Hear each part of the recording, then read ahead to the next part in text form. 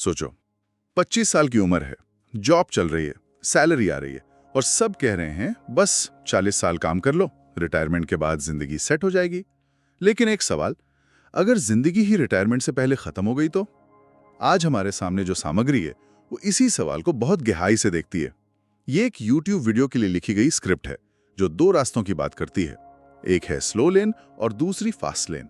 जब मैंने ये स्क्रिप्ट पढ़ी तो मेरे दिमाग में सबसे पहला सवाल यही आया कि ये लाइफ स्क्रिप्ट आखिर है क्या। ऐसा लगता है जैसे हमारी जिंदगी का स्क्रीन प्ले किसी और ने लिखा है और हम बस अपना रोल निभा रहे हैं। बिल्कुल, ये शब्द लाइफ स्क्रिप्ट बहुत पावरफुल है।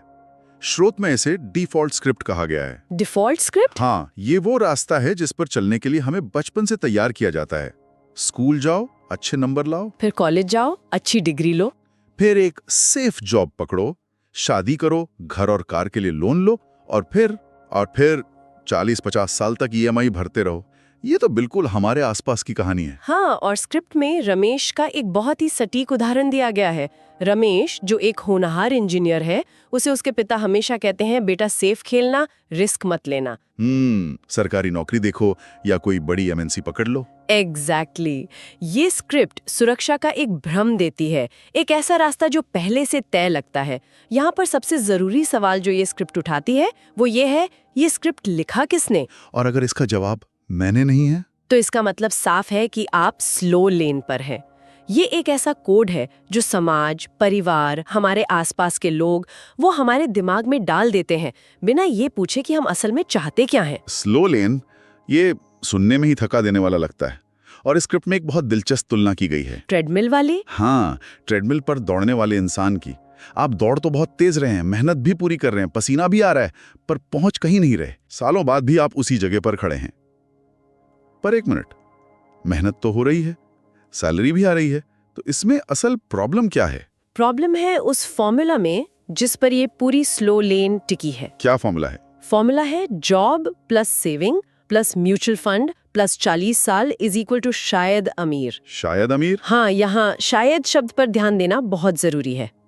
इसमें कोई गारंटी नहीं है और इसकी सबसे बड़ी वजह यह है कि इस रास्ते पर आप अपनी सबसे कीमती चीज बेच रहे हैं, अपना समय। अच्छा। सैलरी आपके समय की कीमत है और क्योंकि समय सीमित है, आपकी कमाई भी हमेशा सीमित रहेगी। बिल्कुल।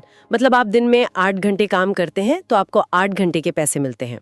अगर आप 24 घंटे भी काम कर लें तो भी आप 24 घंटे से ज्यादा नहीं कमा सकते। ये एक गणितीय सीमा है जिसे तोड़ा नहीं जा सकता जब तक आप समय बेच रहे हैं। एग्जैक्टली। आप 1 घंटे के 1000 रुपए कमा सकते हैं या 10,000, लेकिन आप हमेशा समय के बदले ही पैसा कमा रहे हैं। आपकी आमदनी सीधे आपके लगाए गए घंटों से जुड़ी हुई है। काम बंद तो पैसा भी बंद।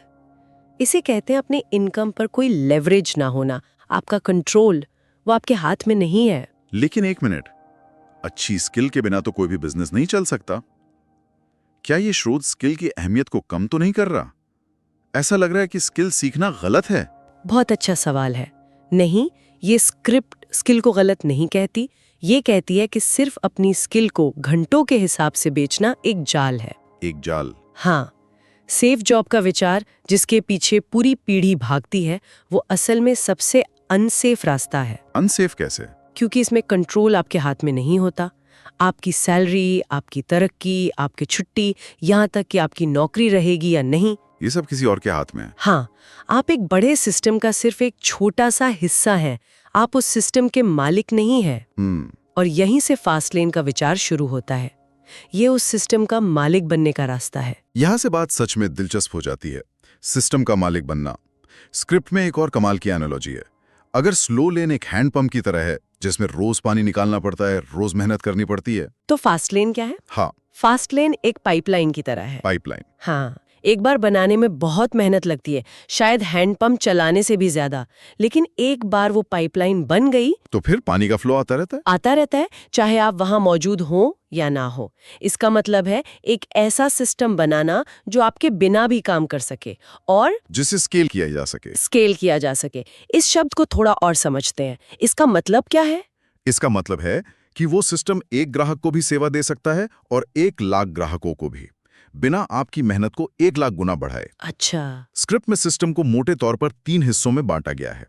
एक है सॉफ्टवेयर सिस्टम, जैसे कोई ऐप या सास प्रोडक्ट। एक बार बना दिया तो उसे 10 लोग इस्तेमाल करें या 10 लाख, आपकी मेहनत उतनी नहीं बढ़ती। ठीक है। दूसरा है कंटेंट सिस्टम, जैसे कोई यूट्यूब चैनल या ऑनलाइन कोर्स। आप वीडियो एक बार बनाते हैं लेकिन उसे लाखों लोग देख सकते हैं। और तीसरा? तीसरा है रेंटल सिस्टम, जैसे प्रॉपर्टी या इक्विपमेंट किराए पर देना। हर एक का अपना स्केल और कंट्रोल का लेवल होता है। ये सोच ही कितनी अलग है। हैंड पंप यानी एक्टिव इनकम और पाइपलाइन यानी सिस्टम बेस्ड इनकम। बिल्कुल लोग इसे अक्सर पैसिव इनकम समझ लेते हैं कि बस पैसा आता रहेगा। सही कहा, और यही सबसे बड़ा मिसकंसेप्शन है। ये पैसिव नहीं है, ये सिस्टम इनकम है। सिस्टम बनाने में शुरू में बहुत मेहनत लगती है, शायद जॉब से भी ज्यादा, लेकिन एक बार वो बन गया तो वो आपके लिए काम करता है, आप उसके लिए नहीं। अब समय बेचने के जाल से बाहर निकलकर एक सिस्टम के मालिक बन जाते हैं। ये पाइपलाइन वाली बात तो समझ आ गई, पर मेरे एक दोस्त की कपड़ों की दुकान है। वो भी तो एक सिस्टम है, लेकिन वो सुबह से रात तक वहीं बैठा रहता है। तो क्या उसका बिजनेस फास्ट लेन है? कैसे पता चलेगा? यही सबसे जरूरी सवाल है। हर बिजनेस फास्ट लेन नहीं होता। तो इसे परखने का कोई तरीका होगा? हाँ, और इसे परखने के लिए इस स्क्रिप्ट में 5 बहुत महत्वपूर्ण सिद्धांत दिए गए हैं, जिन्हें कमांडमेंट्स कहा गया है। ये किसी भी बिजनेस आइडिया की कसौटी हैं। Okay, let's unpack these. पहला क्या है? पहला है कंट्रोल। कंट्रोल। क्या आप अपने बिजनेस के मालिक हैं? क्या कीमत, मार्केटिंग, ऑपरेशन सारे फैसले आपके हाथ में हैं, या आप किसी और के प्लेटफॉर्म पर निर्भर हैं? मतलब अगर कोई सिर्फ Amazon पर ही अपना सारा सामान बेचता है तो उसका कंट्रोल कम है। बिल्कुल, क्योंकि Amazon कभी भी अपनी पॉलिसी बदल सकता है, कमीशन बढ़ा सकता है, या उसका अकाउंट भी सस्पेंड कर सकता है। एग्जैक्टली। आपका बिजनेस आपके हाथ में होना चाहिए। दूसरा कमांडमेंट है एंट्री। एंट्री। क्या आपके बिजनेस में कोई भी आसानी से घुस सकता है, या इसे शुरू करने में कोई बड़ी बाधा है? अच्छा। अगर एंट्री बहुत आसान है तो वो एक everyone is doing it business बन जाता है। तो जैसे कैब चलाना या फूड डिलीवरी करना, इसमें एंट्री बहुत आसान है। हाँ, कोई भी गाड़ी लेकर शुरू कर सकता है। इसीलिए इसमें कंपटीशन इतना ज्यादा है और कमाई एक लेवल के बाद नहीं बढ़ती। एकदम सही। जहां एंट्री आसान होती है वहां भीड़ होती है, और जहां भीड़ होती है वहां प्रॉफिट मार्जिन हमेशा कम रहता है। तो फास्ट लाइन बिजनेस में एंट्री मुश्किल होती है। हाँ, उसके लिए कोई खास स्किल, नॉलेज या कैपिटल चाहिए होता है। और तीसरा? मुझे लगता है ये सबसे पावरफुल है, जरूरत। स्क्रिप्ट में एक लाइन है जो कहती है, पैसा तुम्हारी जरूरत से नहीं, मार्केट की जरूरत से आता है। हाँ, ये फास्ट लेन की आत्मा है। लोग आपको पैसे इसलिए नहीं देते कि आपको बिल भरना है, बल्कि इसलिए देते हैं क्योंकि आप उनकी कोई समस्या सुलझा रहे हैं। बिल्कुल। फॉलो योर पैशन एक अधूरा सच है। सच ये है कि फॉलो ए नीड, एक जरूरत को पूरा करो। हाँ, ऐसी समस्या का समाधान करना जिसके लिए लोग पैसे देने को तैयार हों। बिजनेस का मतलब ही है वैल्यू देना। जितनी बड़ी समस्या आप सुलझाएंगे, और जितने ज्यादा लोगों के लिए सुलझाएंगे, उतना ही बड़ा बिजनेस आप बना सकते हैं। बिल्कुल। तो क्या इसका मतलब ये है कि एक फैंसी रेस्टोरेंट खोलने से बेहतर आइडिया एक ऐसी ऐप बनाना है जो डायबिटिक लोगों को उनके शहर में खाने की सही जगह ढूंढने में मदद करे? क्या कमाल का उदाहरण है। बिल्कुल, क्योंकि वो एक असली नीड को पूरा कर रहा है, एक बहुत बड़ी समस्या को हल कर रहा है। पहला आइडिया एक चाहत को पूरा कर रहा है, दूसरा एक जरूरत को। और फिर आते हैं आखिरी 2 कमांडमेंट्स, टाइम और स्केल। ये दोनों एक दूसरे से जुड़े हैं। क्या आपका सिस्टम आपको समय से आजादी देता है?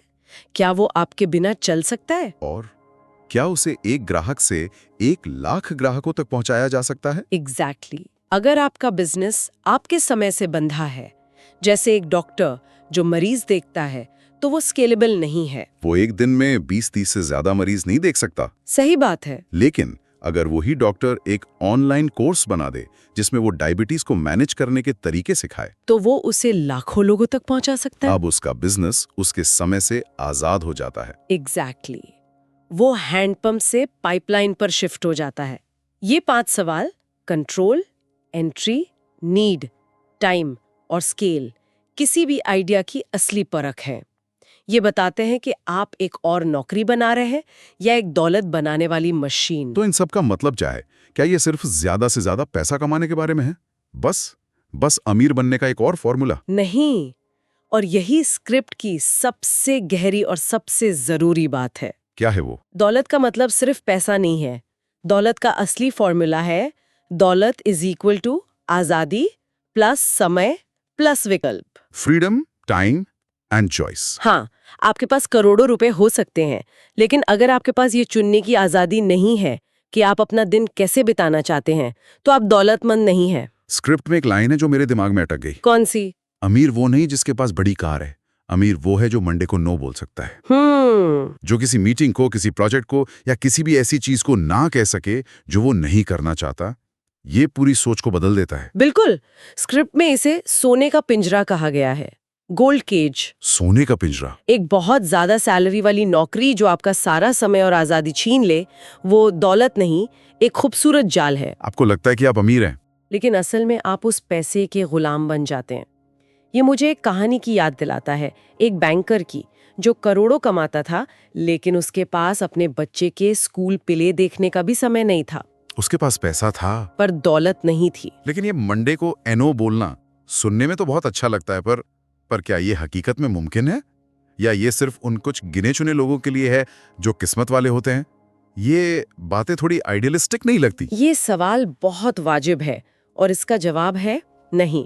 ये किस्मत का खेल नहीं है, ये इंटेंशनल डिजाइन का खेल है। मतलब ये उन लोगों के लिए मुमकिन है जो अपनी जिंदगी का कंट्रोल अपने हाथ में लेते हैं, जो डिफॉल्ट स्क्रिप्ट को फाड़कर अपनी स्क्रिप्ट लिखने की हिम्मत करते हैं। हाँ। असली लक्ष्य पैसे कमाना नहीं, बल्कि अपनी पसंद की जिंदगी डिजाइन करना है। एक ऐसी जिंदगी जहां आपके पास विकल्प हो। तो स्लो लेन के डिफॉल्ट स्क्रिप्ट से निकालकर फास्ट लेन के सिद्धांतों को समझकर और दौलत के सही मतलब को जानकर ये यात्रा सोच बदलने वाली है। ये सिर्फ पैसे के बारे में नहीं, बल्कि जिंदगी के कंट्रोल को अपने हाथ में लेने के बारे में है। और ये सिर्फ थ्योरी नहीं है, स्क्रिप्ट में एक एक्शन प्लान भी दिया गया है। ये हवा में बातें नहीं है। अच्छा। पहला कदम है जरूरी स्किल्स सीखना। पर यहाँ एक ट्विस्ट है। क्या ट्विस्ट है? सिर्फ वो स्किल नहीं जो आपकी जॉब के लिए जरूरी है, बल्कि वो स्किल्स जिनसे सिस्टम बनता है। जैसे कम्युनिकेशन, ताकि आप अपने आइडिया को बेच सकें, मार्केटिंग, ताकि आप लोगों तक पहुंच सकें, और टेक्नोलॉजी। हाँ, और आज के समय में टेक्नोलॉजी और ऑटोमेशन को समझना, ताकि आप अपने काम को स्केल कर सकें। सिर्फ कोडिंग नहीं, बल्कि ये समझना कि कस्टमर को क्या चाहिए, जिसे प्रोडक्ट मैनेजमेंट कहते हैं। ये वो औजार हैं जिनसे पाइपलाइन बनती है। बिल्कुल। और फिर दूसरा कदम, मार्केट की समस्या पहचानना। लेकिन ये कैसे करें? सब कहते हैं प्रॉब्लम ढूंढो, पर वो मिलती कहाँ है? स्क्रिप्ट एक बहुत प्रैक्टिकल तरीका बताती है। अपने आसपास देखो, लोग किस चीज की शिकायत कर रहे हैं। ऑनलाइन फोरम्स जैसे रेडिट या कोरा पर लोग क्या सवाल पूछ रहे हैं? आपकी अपनी जिंदगी में क्या फ्रस्ट्रेशंस हैं? एग्जैक्टली। जहां दर्द है वही बिजनेस है। और एक बार जब वो समस्या मिल जाए तो तीसरा कदम है एक सिस्टम बनाना और उसे स्केल करना। बिल्कुल। और सिस्टम बनाने का मतलब ये नहीं कि पहले दिन ही एक परफेक्ट प्रोडक्ट बना दिया जाए। तो फिर एक छोटा सा समाधान बनाओ, जिसे मिनिमम वायबल प्रोडक्ट कहते हैं। उसे टेस्ट करो, देखो कि लोग उसके लिए पैसे देने को तैयार हैं या नहीं। और जब वो चलने लगे तो आखिरी कदम है उसे स्केल करना, यानी विज्ञापनों, पार्टनरशिप या टीम बनाकर उसे और बड़ा करना। अंत में स्क्रिप्ट एक बहुत शक्तिशाली बात कहती है, फास्टलेन कोई शॉर्टकट नहीं, ये स्मार्ट स्ट्रगल है। ये बहुत जरूरी बात है। ये रातों रात अमीर बनने की स्कीम नहीं है। ये मेहनत का, दिमाग लगाने का और सही दिशा में प्रयास करने का रास्ता है। सही बात है। चुनाव हमारा है, या तो 40 साल स्लो लेन में धीरे धीरे उस शायद के भरोसे गुजारें, या 5-10 साल फास्ट लेन में पूरी जान लगा दें। क्योंकि जिंदगी का एक्सेलरेटर आपके पैर के नीचे है। इस पूरी चर्चा से एक सवाल दिमाग में रह जाता है। क्या? अगर पैसा मार्केट की सबसे बड़ी जरूरत को पूरा करने से आता है, तो आज के समाज में हमारे आसपास वो कौन सी सबसे बड़ी अनकही जरूरत या समस्या है जिसके समाधान के लिए एक पूरा सिस्टम बनाया जा सकता है?